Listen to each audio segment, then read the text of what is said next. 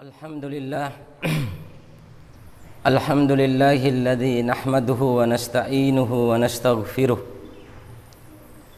wa na'udzu billahi min syururi anfusina wa min sayyiati a'malina may yahdihillahu fala mudhillalah wa may yudlilhu fala hadiyalah asyhadu an la ilaha illallah wahdahu la syarikalah wa asyhadu anna Muhammadan abduhu wa rasuluhu la nabiyya wa la rasulahu ba'dahu.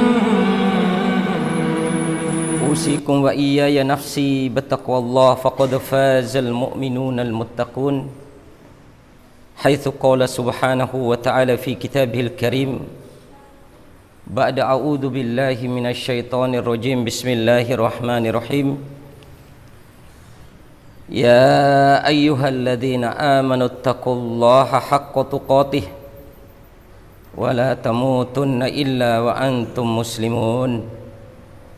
Wa qala ya ayyuhalladzina amanu taqullaha wa qulu qawlan sadida yuslih lakum a'malakum wa yaghfir lakum dhunubakum wa may yuti'illaha wa rasulahu faqad faza fawzan 'azima. Wa qala Rasul sallallahu alaihi wasallam nikmatani maghbunun fihima katsirun minan nas as-sihhatu wal faragh. Wa sallallahu ala nabiyyina Muhammadin sallallahu alaihi wasallam wa ala alihi wa sahbihi wa man tabi'ahum bi ihsan ila yaumiddin. Jemaah salat Jumat yang mudah-mudahan Allah rahmati, alhamdulillah bersyukur kita kepada Allah Subhanahu wa taala menjadi orang Islam, karena yang diterima amal ibadah kebaikannya hanyalah orang-orang Islam. Maka di mukadimah tadi dikatakan pesan Allah Subhanahu wa taala, wala tamutunna illa wa antum muslimun. Janganlah sekali-kali kalian meninggal kecuali kalian dipastikan dalam keadaan Islam, berpasrah diri hanya kepada Allah Subhanahu wa taala. Alhamdulillah pula jemaah sekalian, kita bisa menunaikan 3 hari yang lalu, menunaikan hari raya kita, Idul Adha, hari raya berkurban, yang Imam Ibnu Taimiyah menjelaskan manfaat atau hikmah daripada Idul Kurban bukan hanya sekedar kita datang ke tempat sholat, ke masjid ataupun di lapangan hanya untuk mendengar, hanya untuk takbir, hanya untuk mendengar khotib dan yang lainnya. Tapi yang lebih daripada itu, Imam Ibnu Taimiyah mengatakan dzabahan min sifatis syaitan. Yang pertama, intinya Idul Kurban itu Masya Allah, bagaimana kita ini dzabhan, menyembelih, menghilangkan, menjauhkan as-sifatus syaitaniyah. Imam Ibnu Taimiyah mengatakan sifat, jauhkan atau sembelih, jauhkan sifat syaitan. Apa sifat syaitan itu? Aba, enggan, enggan beribadah, enggan untuk melangkahkan kaki dari rumah menuju masjid untuk ibadah dan taat kepada Allah, enggan untuk berinfak, enggan untuk berpuasa, enggan untuk menutup aurat, enggan untuk memakai jilbab dan yang lainnya. Wastakbara, jauhi sifat syaitan dengan menyembelih Idul Kurban itu, jauhi sifat syaitan. Yang kedua, suka menyombongkan diri, menyombongkan diri ketika berbicara, menyombongkan diri ketika berdebat, menyombongkan diri dengan ilmunya, menyombongkan diri dengan kekayaannya, menyombongkan diri dengan jabatan dan segalanya. Ini harus kita jauhi. Itulah makna Idul Kurban, Idul Adha, dzabhan sifatus syaitan, aba yang enggan. Kemudian yang kedua wastakbara, ya ini menyombongkan diri. Kemudian yang ketiga wa kana minal kafirin. Jangan sampai kita ini dengan jauhi sifat orang kafir. Orang kafir itu ingkar kepada Allah, tidak percaya kepada Allah dan Rasul, ataupun tidak melaksanakan apa yang menjadi perintah Allah dan Rasul sallallahu alaihi wasallam meskipun dia sebagai orang Islam. Yang kedua dzabahan min sifatil al-bahimah. Makna Idul Kurban yang kedua adalah menyembelih sifat-sifat atau karakter-karakter kebinatangan kita. Apa karakter kebinatangan kita itu? Kebinatangan yakni la haya lahu, tidak punya malu. Binatang itu kalau mau bersetubuh di depan mata kita saja tidak tahu malu, melakukan maksiat di depan kita tidak tahu malu. Maka diingatkan oleh Allah Subhanahu wa taala hari raya yang diadakan setiap tahunnya yang namanya Idul Adha, kita harus jauhi sifat tidak malu ini. Milikilah sifat malu. Al-haya'u minal iman. Kata Nabi sallallahu alaihi wasallam, malu itu adalah bagian daripada al-iman. Man la haya' lahu la imana lahu. Kata Nabi sallallahu alaihi wasallam, siapa yang tidak memiliki rasa malu maka tidak ada iman di dalam dirinya. Ulaika kal an'am, mereka itu seperti binatang dan bahkan lebih sesat daripada binatang. Na'udzubillahi min dzalik. Kemudian hikmah yang selanjutnya supaya kita dijauhkan dari sifat-sifat kebinatangan adalah rakus tamak, rakus terhadap jabatan sehingga harus melengsarkan yang lain. Rela meskipun itu keluarga dan teman dekat, kita harus melengsarkan dia, dan itu rakus, tamak terhadap jabatan, tamak terhadap harta dan yang lainnya.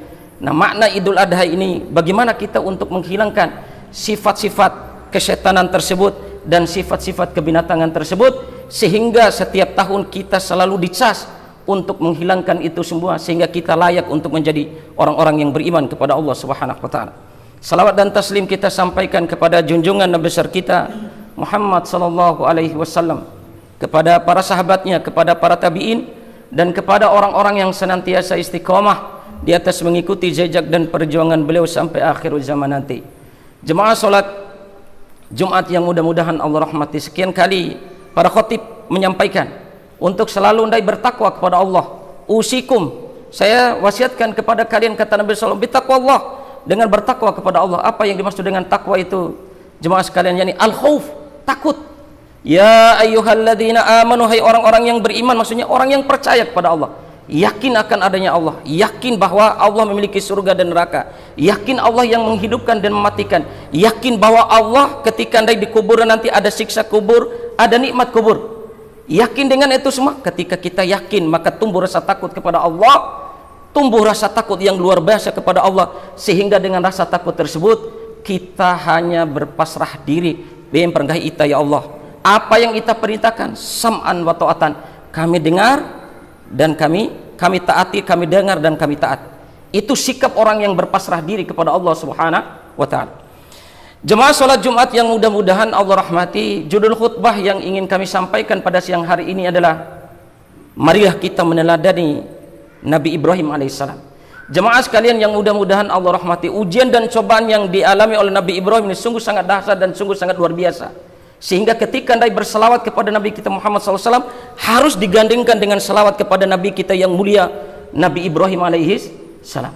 Cobaan yang pertama jemaah sekalian, ketika Nabi Ibrahim diutus menjadi Nabi dan Rasul, dan dikatakan salah satu Nabi ulul azmi, dia mendakwahkan orang tuanya, ya abati, dengan panggilan yang sopan, meskipun orang tuanya musyrik, meskipun orang tuanya itu menyembah berhala, dia panggil, wahai bapakku sayang, tinggalkanlah engkau supaya tidak lagi membuat berhala, tinggalkanlah penyembahan terhadap berhala. Apa jawaban bapaknya?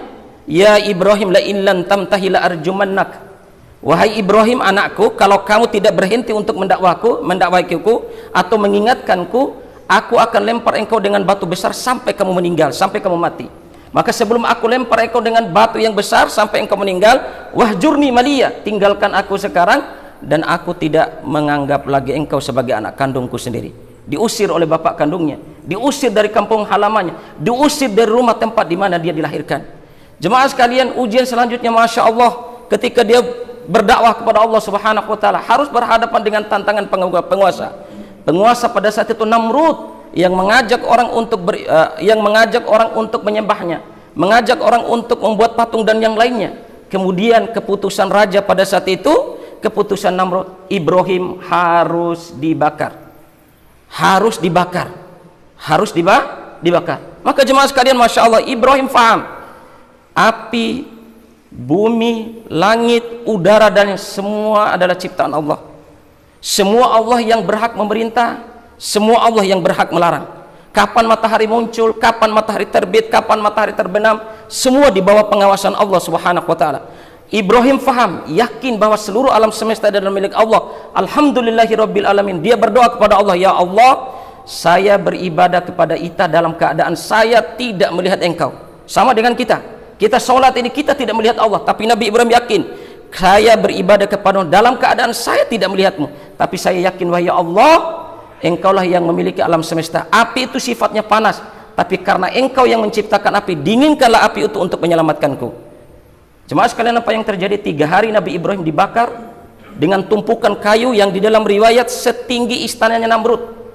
Nabi Ibrahim dibakar selama 3 hari. Keluar Nabi Ibrahim dari tumpukan debu tersebut dalam keadaan dingin, menggigil karena saking dinginnya api tersebut. Kenapa? Yakin bahwa yang memiliki ini semua adalah Allah Subhanahu wa ta'ala.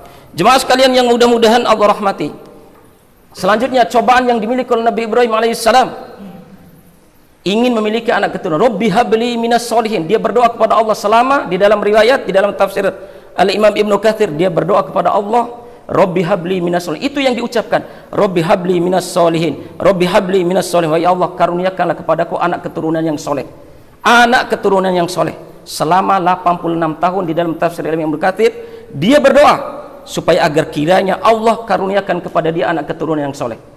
Lahirlah namanya Ismail. Ismail baru lahir, di dalam riwayat baru 3 hari, di dalam riwayat 2 minggu paling lama. Datang perintah Allah lewat mimpi di malam hari, wahai Ibrahim, subhanallah, anak yang ditunggu-tunggu, anak yang Masya Allah, yang dia kangenin selama ini, selama 86 tahun, baru Allah ijabai doanya.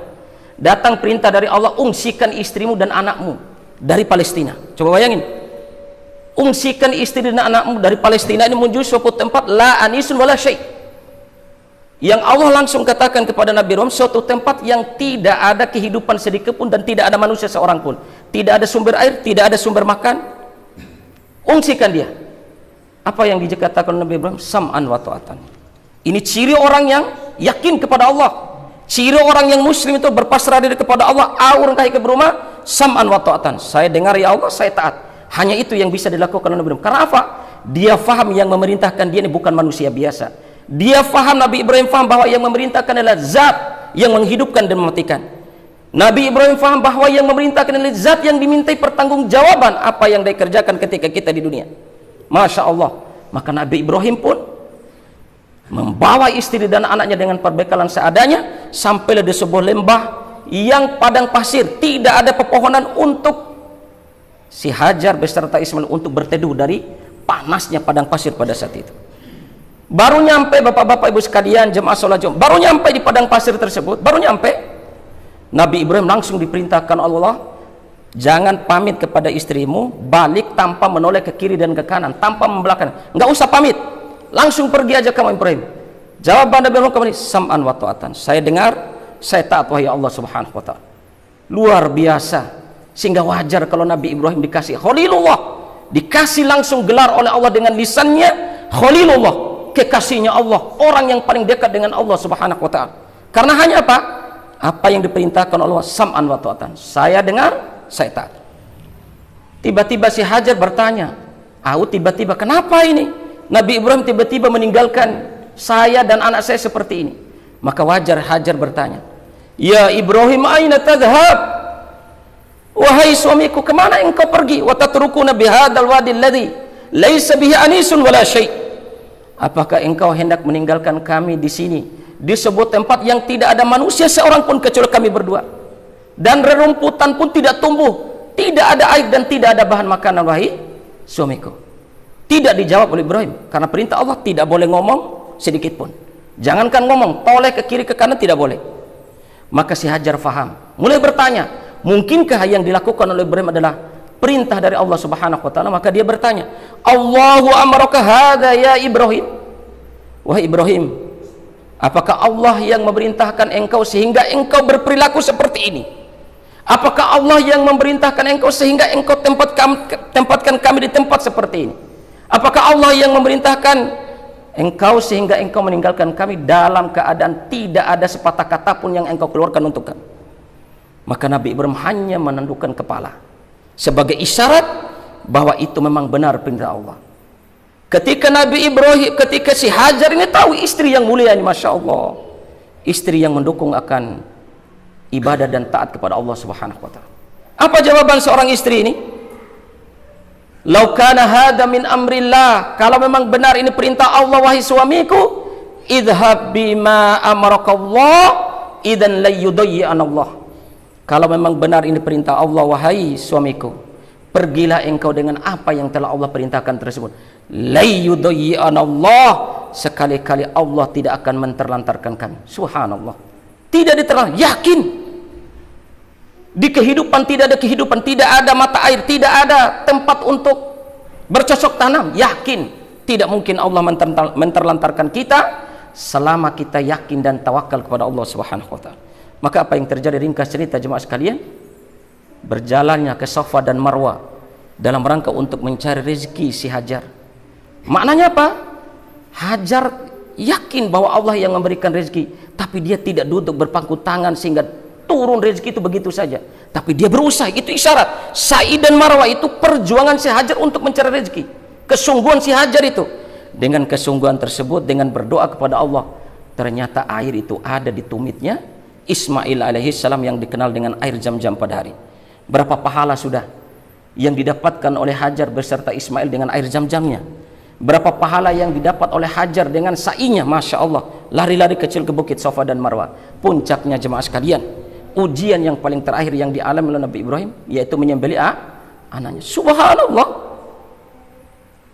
tidak pernah berhenti ujian yang dialami, tapi akhir daripada ujian itu sehingga Nabi Ibrahim layak dikatakan Khalilullah, yaitu kekasihnya Allah Subhanahu wa taala. Jemaah salat Jumat yang mudah-mudahan Allah rahmati, mudah-mudahan apa yang kami sampaikan pada kesempatan yang berbahagia ini bermanfaat, terutama kepada pribadi saya dan antum sekalian, para jemaah sekalian. Mudah-mudahan dengan Idul Adha yang barusan kita lakukan, kita harus menjauhi, meneladani Ibrahim alaihissalam, meneladani istri Nabi Ibrahim, bagaimana ketabahannya dalam mendidik Ismail, bagaimana kesabarannya dalam menanggung beban dakwah daripada Ibrahim alaihissalam, dan hasilnya anak yang sungguh sangat luar biasa, yaitu Nabi Ismail alaihissalam. Kemudian jauhi sifat-sifat syaitan tadi. Makna daripada menyembelih kurban itu, jauhi sifat syaitan, enggan, menyombongkan diri, ya. Kemudian dusta, mengingkari Allah dan mengingkari Rasulullah SAW, dan jauhi sifat-sifat syaitan yang tidak ada rasa malu, tamak dan rakus terhadap dunia. Sehingga kita berdoa kepada Allah, mudah-mudahan kita ini menjadi umat Muhammad, orang-orang yang beriman, yang selalu mentaati perintah Allah dan menjauhi larangan Allah Subhanahu wa taala. Ja'alallahu wa iyyakum minal faizin al-aminin wa adkhalana wa iyyakum fi zumratis syuhada'i was sholihin. Bismillahirrahmanirrahim. Wal 'asri innal insana lafi khusr illa alladhina amanu wa 'amilus sholihat wa tawasaw bil haqq wa tawasaw bis sabr.